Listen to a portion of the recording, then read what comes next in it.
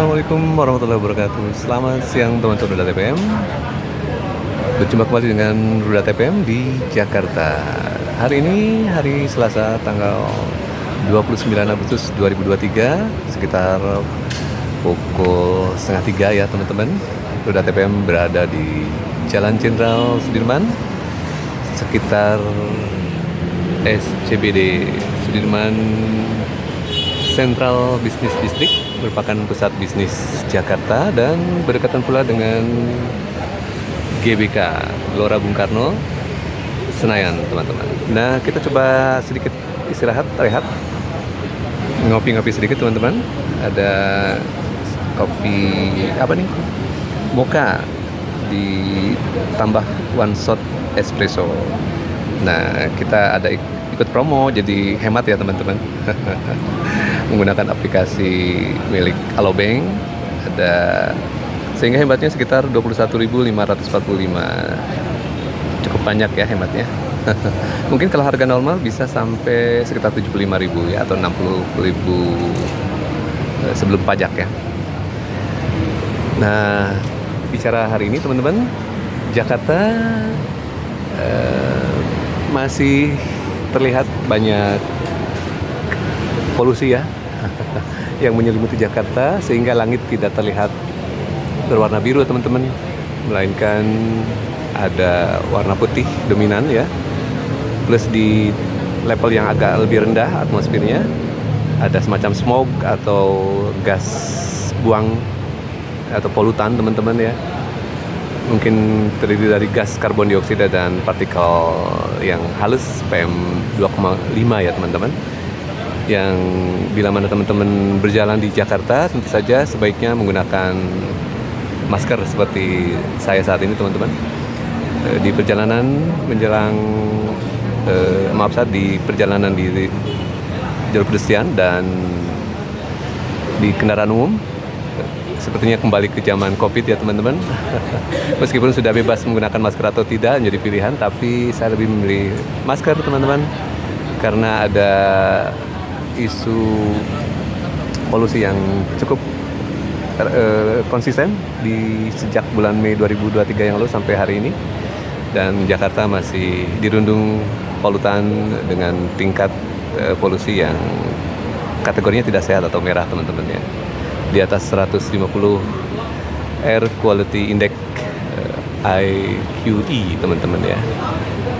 Dan mungkin sebagian teman-teman yang ASN DKI Jakarta sudah diwajibkan untuk WFH 50%. Sementara mungkin di instansi atau lembaga lain saya rasa mungkin belum berlaku ya, atau masih harus datang ke kantor setelah penuh ya teman-teman. Nah, dan isu-isu lainnya di Jakarta yang baru-baru ini tentu saja adalah kita ketahui bahwa tahun ini adalah tahun politik. Kurang lebih bulan September, bulan Oktober, kurang lebih berarti satu bulan setengah lagi ya teman-teman, akan memasuki pendaftaran calon presiden dan calon wakil presiden yang kian hari tentu saja kian menghangat tensinya. Diketahui sudah ada baca pres sejumlah 3 kandidat dari 3 koalisi yang sudah sepertinya cukup permanen ya teman-teman. Ada Koalisi Perubahan untuk Kesatuan KPP yaitu Bapak Anies Baswedan, ada Koalisi Kebangkitan Indonesia Raya KIR yaitu Bapak Prabowo Subianto, dan Koalisi PDIP dan P3 yang mengusung Bapak Ganjar Pranowo. Nah, hari-hari ini dari ketiga koalisi masih menunggu momentum teman-teman untuk mendeklarasikan baca pres dan baca wapresnya teman-teman ya. Jadi semuanya masih baru yang sudah dideklarasikan adalah capresnya, sementara cawapresnya sejauh ini belum. Namun yang agak mengkristal sepertinya adalah di Koalisi Perubahan untuk Persatuan di KPP, yang kabarnya sudah lama menentukan baca wapresnya, namun menunggu momentum untuk deklarasi. Nah, di beberapa polling menunjukkan potensi dari baca pres dari Koalisi Perubahan KPP yang beberapa waktu lalu sempat ada polling dari media nasional yaitu Kumparan. Posisinya sudah cukup baik teman-teman, di sekitar 56%. Di sisanya adalah berarti 44% adalah terdiri dari Pak Ganjar Pranowo dan Pak Prabowo sisanya ya teman-teman. Jadi urutan pertama adalah Pak Anies Baswedan, kedua Pak Ganjar Pranowo, dan ketiga Pak Prabowo Subianto. Sejauh ini kalau Ruda TP mengamati bahwa survei justru sebaliknya. Ada posisi satu mungkin Pak Prabowo, posisi kedua Pak Ganjar Pranowo, dan ketiga Bapak Anies Baswedan. Namun saya rasa kalau Ruda TP mengamati bahwa posisi survei itu adalah subjektif ya teman-teman. Bagaimana pertama dari jumlah sampelnya sendiri memang kecil ya, dan belum pernah transparansi siapa yang mendanai ya betul teman-teman. Jadi lebih terlihat sebagai menggiring opini untuk menggiring calon tertentu agar selalu didukung atau dipiralkan teman-teman. Padahal kalau saya lihat dari beberapa polling media massa, baik yang media nasional maupun polling-polling di YouTube, posisi dari Bapak Anies Baswedan selalu unggul ya teman-teman, bahkan jauh dominan dibanding dua baca pres lainnya.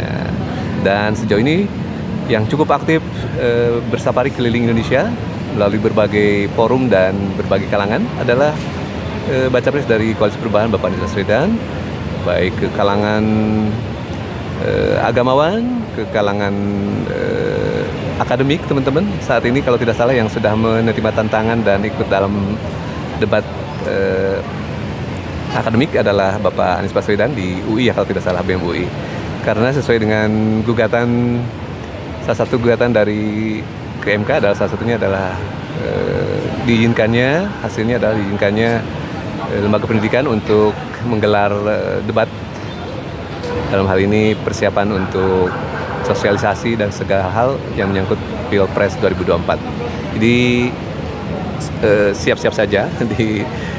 Kemarin sudah dicoba ditawarkan oleh BEM UI, sepertinya yang kemungkinan hari ini ya kalau salah ya, yang menerima tawaran tersebut adalah Pak Anies Baswedan dan sudah mengikuti debat tersebut. Dan hasilnya cukup